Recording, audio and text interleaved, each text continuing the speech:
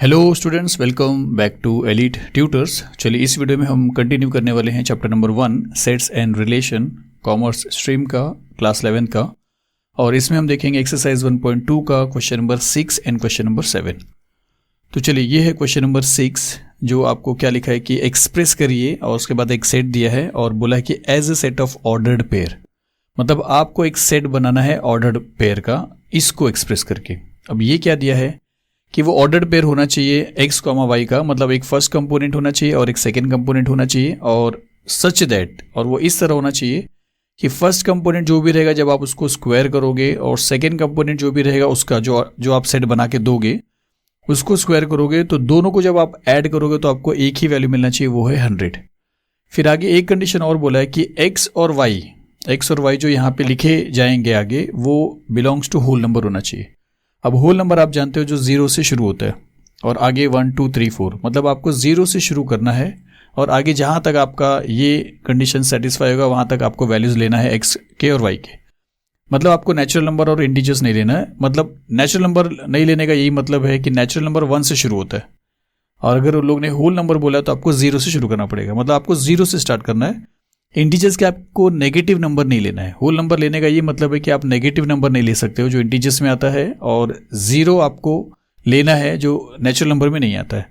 तो इसका टोटल एक ही मतलब है कि आपको जो भी वैल्यू यहाँ पे x और y का लेना है वो होल नंबर में ही आना चाहिए। 0 से शुरू करके आपको जो वैल्यू मिलेगा वो। चलिए देखते हैं, शुरू करते हैं सॉल्यूशन। और हम अज्यूम करते हैं कि अगर x को हमने सबसे पहला होल नंबर 0 ले लिया, तो हमने अगर ऐसा लिखा कि इफ़ x इज़ 0 तो y इज़ 10।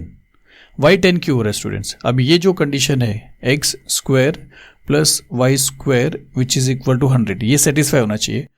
x को अगर आपने 0 लिया तो 0 का स्क्वायर 0 हो जाएगा, फिर plus y square which is equal to 100, तो 0 चला गया। तो वाई स्क्वायर अगर 100 है, वाई स्क्वायर अगर 100 है तो y का वैल्यू क्या मिल जाएगा? Root of 100, square root of 100, और स्क्वायर रूट ऑफ 100 आप जानते हो 10 आता है, तो y का वैल्यू आपको 10 मिलेगा।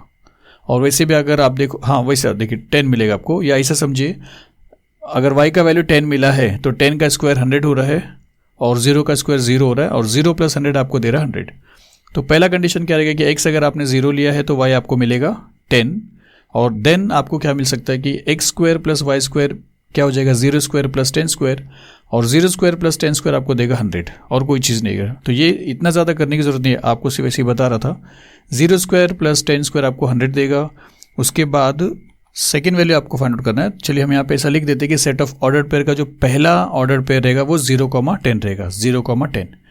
सेकेंड अगर आप देखोगे तो 1 अगर आप लोगे ना स्टूडेंट्स, अगर क्योंकि होल नंबर बोला है तो 0 के बाद का जो होल नंबर है वो 1 है, अगर आप 1 लोगे तो ये कंडीशन सेटिस्फाई नहीं होता है, क्योंकि ये कंडीशन फिर से मैं आपको लिख के बता रहा हूँ कि x square plus y square which is 100 है।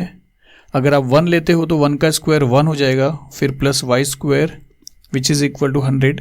आपको y का वैल्यू चाहिए, ये 1 वहाँ पे जाएगा तो 99 हो जाएगा, क्योंकि 100 में से 1 माइनस होगा, 99 मतलब ये 1 वहाँ पे जाके माइनस होगा, और 100 में से 1 माइनस करें तो 99 आएगा। तो y स्क्वायर अगर 99 है तो y का वैल्यू आपको नहीं मिल पाएगा, क्योंकि 100 होता तो 100 जब था तो 10 मिला आपको, 99 पे नहीं मिलेगा। और भी जो नंबर पे नहीं मिलेगा वो नंबर आप x के लिए नहीं ले सकते हो, मतलब आप 1 नहीं ले सकते हो। अब 2 अगर आप ट्राई करोगे तो भी नहीं मिलेगा, 3 ट्राई करोगे तो भी आपको नहीं मिलेगा। जो यहाँ पे नंबर आएगा उसका स्क्वायर रूट आपको मिलने वाला नहीं है। डायरेक्टली अगर आप 6 को ट्राई करते हो, मतलब अगर हम x को 6 लेते हैं और y को 8 लेते हैं तो क्या हो जाएगा? देखिए अगर यहाँ पे हम उसको लिखेंगे, मतलब अगर आपने 0 के बाद 1 ट्राई किया, 2 ट्राई किया, और धीरे धीरे अगर आप 6 के पास आए हो तो यहाँ पे अगर आप 6 का स्क्वायर करोगे तो आपको मिलेगा 36, और y सपोज करिए आपको नहीं मालूम है तो y स्क्वायर ऐसे ही रहेगा। 36 जब यहाँ पे जाएगा तो 100 में से अगर आप 36 माइनस करोगे तो आपको मिलेगा 64। y स्क्वायर अगर आपको 64 मिल रहा है तो 8 8 जा 64 होता है, मतलब 64 का स्क्वायर रूट 8 है, और वो हिसाब से आपको y का वैल्यू क्या मिलेगा? 8 मिल जाएगा। फिर यहाँ पे हम लिख सकते हैं कि then x square plus y square will become 6 square plus 8 square, and 6 square plus 8 square, 6 6 जा 36, 8 8 जा 64, 64 और 36 को अगर आप प्लस करोगे तो आपको मिल जाएगा 100। तो आपका सेकेंड पेयर जो है वो 6,8 हो रहा है, 6,8। उसी तरह अगर आप ट्राई करोगे तो आपको रिवर्स मिलेगा, बीच में 7 नहीं मिलेगा, 8 मिलेगा, 8 रहेगा और 6 रहेगा, उल्टा हो जाएगा। 8 का स्क्वायर 64, 6 का स्क्वायर 36, 64 और 36 को अगर आप प्लस करोगे 64 को और 36 को, तो भी आपको 100 मिलेगा। तो अब ये जो थर्ड ऑर्डर पेयर आपको मिला है वो है 8,6, तो हम यहाँ पे लिख सकते हैं कि 8,6 मिला। इसके बाद हम जो ऑर्डर पेयर फाइंड आउट करेंगे 6,8 का उल्टा अगर 8,6 आया है तो अब इसका उल्टा आ जाएगा, जो 0,10 है तो 10,0, मतलब सिर्फ 4 ही ऑर्डर पेयर आपको ऐसे मिलेंगे जो ये कंडीशन सेटिस्फाई करेंगे। तो इसके बाद हम ऐसा लिखेंगे कि if x is 10 and y is 0, जैसा उल्टा हो रहा है इसका, तो आपको x square plus y square या आपको 10 स्क्वायर प्लस 0 स्क्वायर मिलेगा जो 100 देगा आपको। तो लास्ट वाला जो रहेगा वो 10,0 रहेगा, तो यहाँ पे जो ऑर्डर पे रहेगा 10,0 रहेगा। और बस इतना ही आपको फाइंड आउट करना था। आपको एक सेट बनाना था, जो ये सेट आप देख रहे हो ऑर्डर पेयर का, और वो आपने बनाया है, और ये पूरे के पूरे ऑर्डर पेयर जो है वो ये कंडीशन को सेटिस्फाई कर रहे हैं और ये होल नंबर को भी बिलोंग कर रहे सब। तो बस इतना ही था क्वेश्चन नंबर 6। चलिए क्वेश्चन नंबर 7 देखते हैं। तो क्वेश्चन नंबर 7 देखिए क्या लिखा है कि right the domain and range of the following relations. 3 question दिया है और आपको 2 चीज़ इसमें फाइंड आउट करना है, एक डोमेन और एक रेंज। तो आपको डोमेन और रेंज आपको पहले से ही पता है, और मैं आपको फिर से बता सकता हूँ या बता देता हूँ कि डोमेन और रेंज के लिए अगर ये क्वेश्चन पूछता है तो एकदम ईजिली आप निकाल सकते हो। तो ये क्वेश्चन पे हम ध्यान देते हैं। यहाँ पे ब्रैकेट है, यहाँ पे नहीं दिया है, ये मिस्टेक है, तो यहाँ पे एक ब्रैकेट रहेगा, ओपनिंग करली ब्रैकेट। तो ये एक ऑर्डर्ड पेयर है, और ऑर्डर्ड पेयर में आपको 2 चीज़, चलिए ये 2 क्वेश्चन करेंगे। मैं आपको ये पहले इजी वाला बता रहा हूँ सो दैट आपको समझ में आ जाएगा डोमेन एंड रेंज। क्योंकि जब इस फॉर्म में दिया रहेगा क्वेश्चन, या इस फॉर्म में अगर आपको ऑर्डर्ड पेयर मिले रहेंगे तो आपको डोमेन और रेंज ईजिली मिल जाएंगे। तो इसमें इस ऑर्डर्ड पेयर में डोमेन क्या होगा स्टूडेंट्स? डोमेन हर ऑर्डर्ड पेयर का जो पहला कंपोनेंट होता है, सबका जो पहला कंपोनेंट होता है वही डोमेन होता है। तो यहाँ पे डोमेन 2 है, और 4 टाइम 2 नहीं है डोमेन। आप डोमेन को आप 4 टाइम 2 नहीं लिखोगे, क्योंकि सब सेम है। तो आपको सिर्फ और सिर्फ क्या लिखना है? सिर्फ 2 लिखना है एक बार। तो ये क्वेश्चन के लिए डोमेन क्या है? 2 है। और अब इसी क्वेश्चन का अगर आपसे रेंज पूछा है, तो पहला कंपोनेंट अगर डोमेन है तो जो दूसरा कंपोनेंट है, हर ऑर्डर पेयर का जो सेकेंड वाला कंपोनेंट है, वही क्या रहता है? रेंज रहता है। तो यहाँ पे रेंज क्या मिल रहा है आपको? यहाँ पे रेंज आपको मिल रहा है 4, 5, 6 और 7। तो ये क्वेश्चन अगर आपको डायरेक्टली सॉल्व करना होता तो ये दोनों, बस इतना ही आंसर था।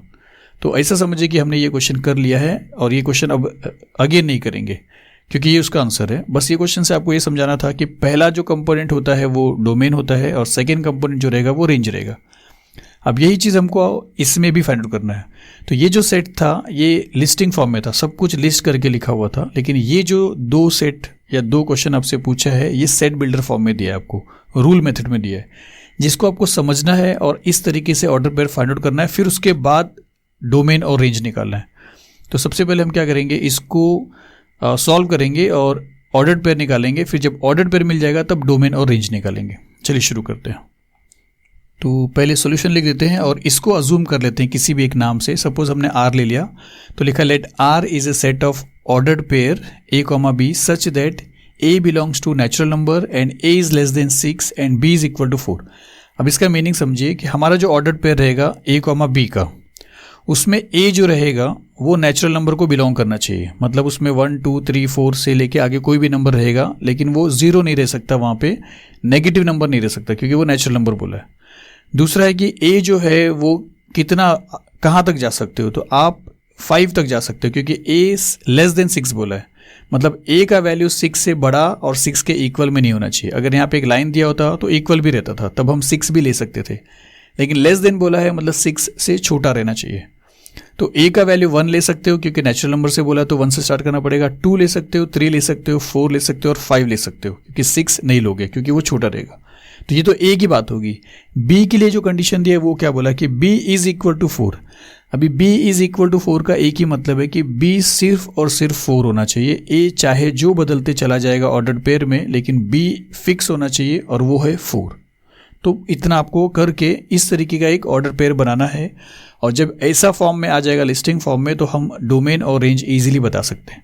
तो चलिए हम ऐसा ट्राई करेंगे। हम ऐसा लिखेंगे कि व्हेन A इज़ 1, क्योंकि नेचुरल नंबर बोला है तो 1 से स्टार्ट करेंगे, तो B तो 4 ही रहेगा ना, क्योंकि B फिक्स है।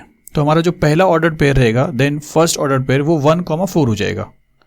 उसी तरह जब देखिए ईजी था, नेचुरल नंबर था, 1 से स्टार्ट किया, B आप A को 1 लिया है तो B को आपको क्या लेना है ऐसा सोचना नहीं, क्योंकि B को आपको फिक्स 4 रखना है।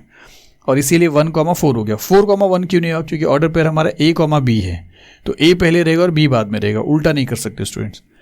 उसी तरह अब सेकेंड नेचुरल नंबर आपको लेना 2, तो हम ऐसा लिखेंगे व्हेन A is 2, B फिर से फिक्स रहेगा 4, तो सेकेंड जो ऑर्डर पेयर रहेगा आपका वो 2,4 आ जाएगा। और सिमिलरली 3 लेंगे, नेचुरल नंबर है, आपको 6 से छोटा तक लेना है, तो 1 लिया, 2 लिया, 3, 4 और 5 आपको लेना है। तो हम यहाँ पे लिखेंगे when A is 3 and B is 4, the third ordered pair is 3,4। उसी तरह A आप 4 लीजिए, B आपका फिर से फिक्स ही रहेगा 4, इसके बाद जो आपको फोर्थ ऑर्डर पेयर मिलेगा वो 4,4 मिल जाएगा। फिर इसके बाद लास्ट वाला देखेंगे और लिखेंगे when A is 5, B is 4, then fifth order pair आपको मिल जाएगा 5,4। स्टेप आप कैसा भी लिखो स्टूडेंट्स, आपको सिर्फ समझाना है कि आप क्या वहाँ पे बता रहे हो, ऐसा नहीं कि first order pair, second order pair, third order pair आपको लिखना है।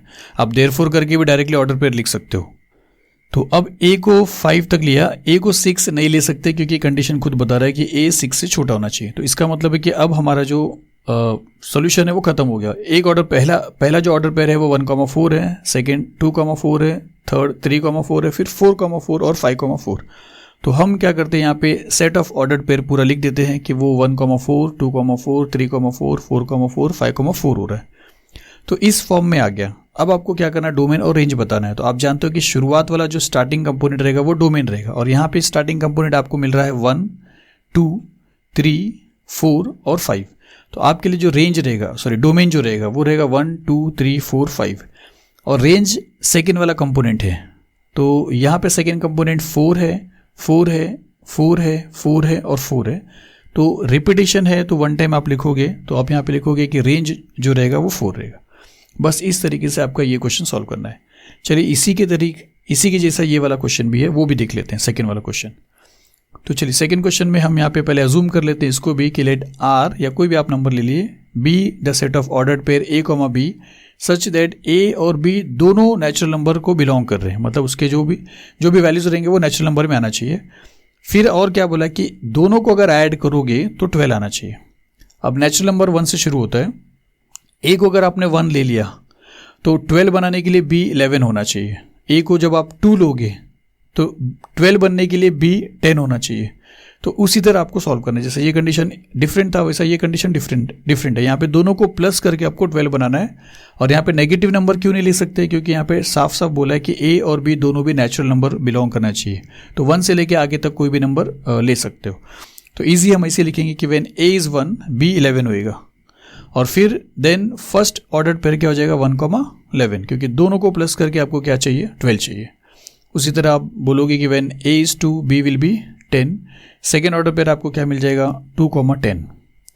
फिर थर्ड लिखेंगे कि when A is 3 and B will become 9, और देन थर्ड ऑर्डर पेयर आपको क्या मिल जाएगा 3,9। उसी तरह फिर फोर्थ हम लिख देते हैं कि when A is 4, B is 8, 4 + 8 आपको 12 देगा। तो फोर्थ कंपोनेंट आपको मिल जाता है 4,8। फिर when A is 5, B will become 7, fifth order pair जो रहेगा आपका वो हो जाएगा 5,7। अब इसी तरह A को आपको 6 लेना है, तो देखिए 1 11, 2 10, 3 9 सबको प्लस करेंगे तो आपको 12 मिल रहा है। 4 8 5 7 हो गया। तो अब क्या आएगा, 5 के बाद अगर आप 6 लोगे तो यहाँ पे 6 आएगा, फिर आप अगर 7 लोगे तो यहाँ पे 5 आएगा, फिर अगर आप 8 लोगे तो यहाँ पे 4 आएगा, क्योंकि सबको प्लस करने का है। ऐसा कहाँ तक करना है आपको 12 होने तक। तो आपने 5 तक लिया, 6 लीजिए, 7 लीजिए, यहाँ पे थोड़ा स्पेस नहीं था वो आप कर लीजिए। मैं यहाँ पे डायरेक्टली रिजल्ट लिख रहा हूँ कि सेट ऑफ ऑर्डर पर आपको क्या मिलेगा। ये यहाँ तक हमने किया 5,7 तक, 5,7। उसके बाद आपको 6,6 मिलेगा, 7,5 मिलेगा, 8,4 मिलेगा, 9,3 मिलेगा, 10,2 मिलेगा, 11,1 मिलेगा। इसके आगे आपको नहीं मिलने वाला है, क्योंकि 12 और 1 अगर आप लोगे तो 13 हो जाएगा, और आपको प्लस करके 12 दिखाना है। तो इतने ही ऑर्डर पेयर बन पाएंगे। तो बस अब फाइनली आपको क्या करना है, डोमेन और रेंज बताना है। फिर से आप जानते हो कि फर्स्ट वाला जो कंपोनेंट रहेगा वो डोमेन रहेगा, जो आपको दिख रहा है 1 2 3 4, ऐसा करते करते आपको 11 तक दिख रहा है। तो डोमेन यहाँ पे आपको मिल जाएगा 1 2 3 4 5 6 7 8 9 10 11। रेंज की अगर बात करेंगे तो आप जानते हो सेकंड कंपोनेंट होता है। सेकंड कंपोनेंट 11 से शुरू किया है, 11 10 9 8 ऐसा करते करते 1 तक आया, तो ये उसका उल्टा ही रहेगा। तो यहाँ पे रेंज क्या आ जाएगा आपको 11 10 9 8 7 6 5 3 2 1। तो बस इतना ही था स्टूडेंट्स। इस वीडियो में हमने सिर्फ देखा 2 ही क्वेश्चन नंबर 6 एंड 7। आगे के और भी जो क्वेश्चंस है वो मिलते रहेंगे आपको। तो चलिए मिलेंगे अगली वीडियो में। Thank you very much.